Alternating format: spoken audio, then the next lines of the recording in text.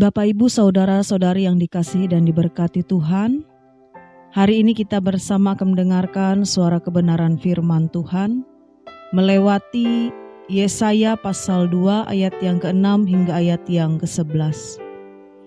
Sebelum kita bersama merenungkan firman Tuhan saat ini, kita bersama mempersiapkan hati dan pikiran kita untuk masuk ke dalam doa. Mari Bapak Ibu Saudara sekalian kita berdoa. Bapa yang Maha Mulia, Allah yang kami sembah di dalam nama Yesus Kristus, hari ini kami datang ke hadapan-Mu dengan hati yang penuh syukur. Terima kasih untuk napas kehidupan, kesehatan, kekuatan, serta kesempatan yang baru untuk kami boleh memulai kehidupan kami saat ini. Terima kasih Engkau memanggil kami, bukan karena kami layak, tetapi karena kasih karunia-Mu yang besar. Ya Tuhan, kami mengakui di tengah kemajuan zaman ini, sering hati kami tergoda untuk merasa mampu berjalan sendiri. Kami sering lupa bahwa semua yang kami miliki hanyalah titipan dari-Mu. Maka dari itu Tuhan, ampuni kami jika kesombongan, baik yang terlihat maupun yang tersembunyi, yang telah merasuki hati kami. Maka pada saat ini ya Tuhan, kami memohon, bukalah mata hati kami untuk melihat kebenaran-Mu, dan lembutkanlah hati kami agar siap ditegur, diarahkan, dibentuk oleh kuasa Roh Kudus. Kami berdoa kiranya firman yang akan disampaikan tidak hanya berlalu begitu saja, melainkan dapat berakar di hati kami, mengubah cara kami berpikir, berbicara maupun bertindak. Di dalam nama Tuhan Yesus Kristus kami berdoa. Amin. Yesaya pasal 2 ayat yang ke-6 hingga ayat yang ke-11 diberi judul bagi kita, Buah Kesombongan. Shalom Bapak Ibu Saudara-saudari yang dikasihi Tuhan. Melewati judul buah kesombongan, itu menjadi bagian dari dosa yang halus tapi mematikan. Hari ini kita bersama merenungkan firman Tuhan yang sangat relevan untuk zaman kita saat ini, di mana kita bisa ditegur dengan keras terhadap dosa kesombongan. Kesombongan adalah dosa yang seringkali tidak kita sadari. Ia licin, tersembunyi, bahkan kadang dibungkus dengan penampilan rohani. Orang yang sombong jarang mengaku dirinya sombong, tapi tanda-tandanya jelas, yaitu merasa lebih baik dari orang lain, merasa bahwa dirinya lebih benar, lebih pintar, atau merasa tidak memerlukan nasihat bahkan dari Tuhan sekalipun. Pada saat ini Nabi Yesaya menyampaikan firman ini tepatnya pada abad yang ke-8 sebelum Masehi. Di masa di mana bangsa Yehuda sedang makmur, mereka mempunyai kekuatan militer, perdagangan yang ramai, dan hubungan internasional yang luas. Tetapi di tengah keberhasilan itu, hati mereka meninggalkan Tuhan.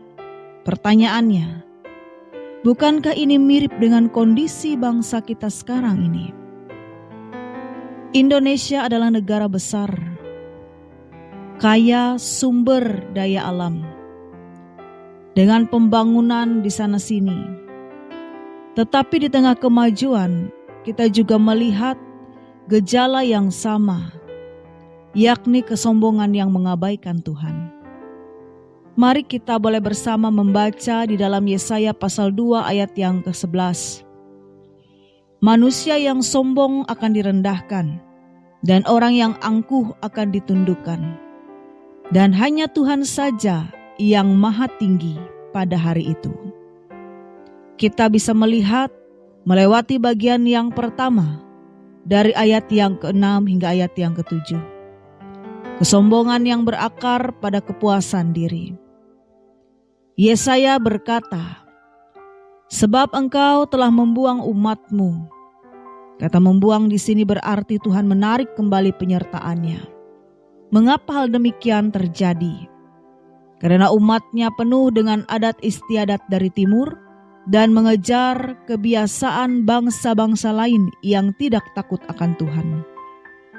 Artinya mereka mengagumi gaya hidup bangsa lain, meniru pola pikir yang bertentangan dengan iman, dan mulai mengandalkan kekuatan duniawi. Yesaya menambahkan, negerinya penuh dengan emas dan perak, penuh dengan kuda dan kereta. Ini menjadi gambaran tentang kekayaan dan kekuatan militer. Masalahnya bukan pada emas atau kuda itu sendiri, tetapi pada hati yang merasa cukup tanpa Tuhan. Ilustrasi kita untuk bangsa Indonesia. Kita patut bersyukur atas kemajuan negeri ini. Kita punya tol yang membentang ratusan kilometer, bandara yang baru, teknologi digital yang canggih. Tetapi ada bahaya di balik semua itu. Rasa puas diri yang membuat kita berkata bahwa kita kuat, kita hebat, dan kita tidak butuh Tuhan. Bahkan dalam kehidupan pribadi, ketika kita sudah punya tabungan, punya rumah, punya kendaraan, kita mulai jarang berdoa seperti dulu. Kita dulu berdoa penuh air mata untuk meminta pertolongan Tuhan. Tetapi sekarang kita merasa, aku bisa atasi sendiri. Itulah akar kesombongan. Bagian yang kedua melewati ayat yang ke-8. Kesombongan yang menyembah buatan tangan sendiri. Di sini Yesaya berkata, negeri itu penuh dengan berhala. Mereka sujud menyembah kepada buatan tangannya sendiri. Di zaman itu berhala adalah patung atau simbol dewa-dewa. Tetapi sekarang berhala bisa berupa karir dan jabatan, bisa juga berupa popularitas dan citra diri.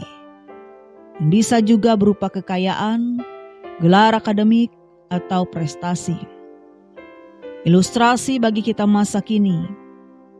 Di Indonesia sekarang banyak yang terobsesi membangun panggung di media sosial. Kita sibuk menatap foto, memilih kata-kata manis, menunjukkan keberhasilan supaya orang kagum. Lama-lama hidup kita untuk mencari likes dan followers. Dan itu menjadi ukuran harga diri kita. Tidak salah menggunakan teknologi. Tidak salah bagi kita bekerja keras. Tetapi ketika hati kita merasa aman karena hal-hal yang demikian dan bukan karena Tuhan, berarti kita sedang menyembah buatan tangan sendiri. Bagian yang ketiga, melewati ayat yang ke-9 hingga ayat yang ke-11. Kesombongan yang akan dihancurkan oleh kemuliaan Tuhan.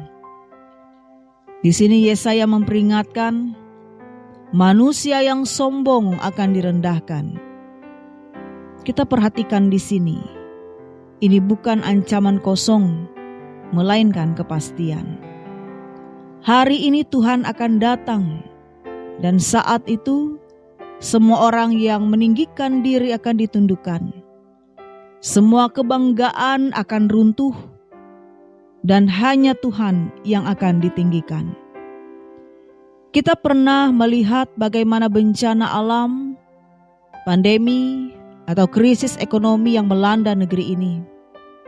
Tidak peduli kaya atau miskin, pejabat atau rakyat biasa, semua sama-sama takut dan tak berdaya. Dan hal ini mengingatkan kita bahwa kuasa manusia sangat terbatas.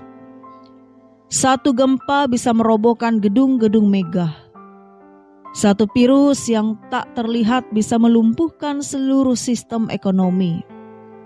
Dan sekejap, semua yang kita banggakan bisa hilang. Di hadapan kemuliaan Tuhan, semua manusia setara sama-sama debu yang membutuhkan anugerah. Bagian yang keempat, pelajaran bagi kita. Menjadi aplikasi baik dalam kehidupan pribadi dan juga nasional. Dari bagian ini ada 3 pelajaran yang perlu kita pegang. Yang pertama, jangan biarkan keberhasilan membuat kita lupa pada sumbernya.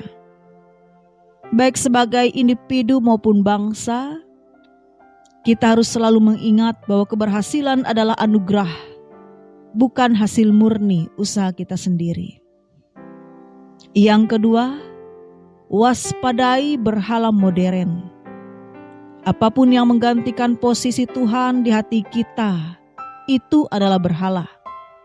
Baik berupa uang, pekerjaan, teknologi, bahkan keluarga atau pelayanan, jika itu menjadi pusat hidup kita.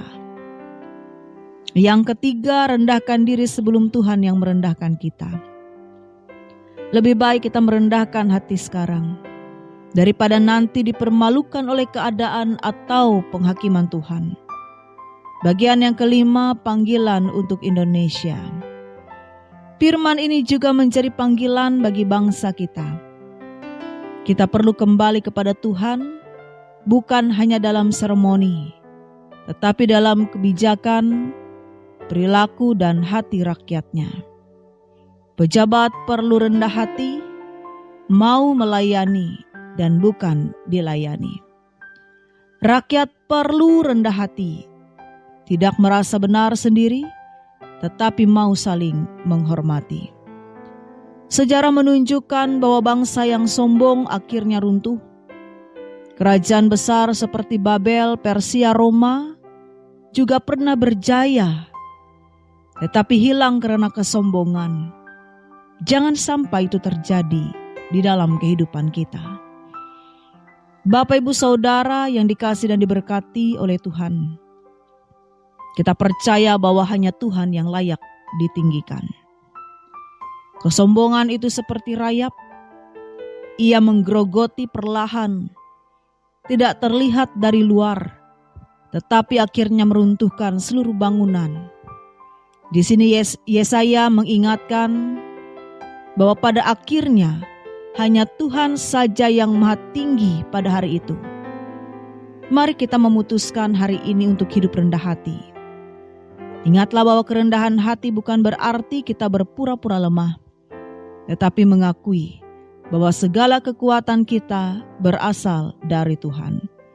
Amin. Mari Bapak, Ibu, Saudara, kembali kita bersatu di dalam doa. Bapa yang maha tinggi, kami datang di hadapan-Mu dengan hati yang mau diubahkan. Di sini kami mengakui bahwa seringkali kami sombong, baik secara pribadi maupun sebagai bangsa. Maka dari itu ya Tuhan, ampunilah kami. Ajar kami mengingat bahwa semua yang kami miliki hanyalah titipan. Jauhkan kami dari berhala modern yang mencuri kasih dan terlebih kasih kami kepadamu. Ajari kami untuk merendahkan diri sebelum Engkau merendahkan kami. Ya Tuhan, jamahlah bangsa kami Indonesia.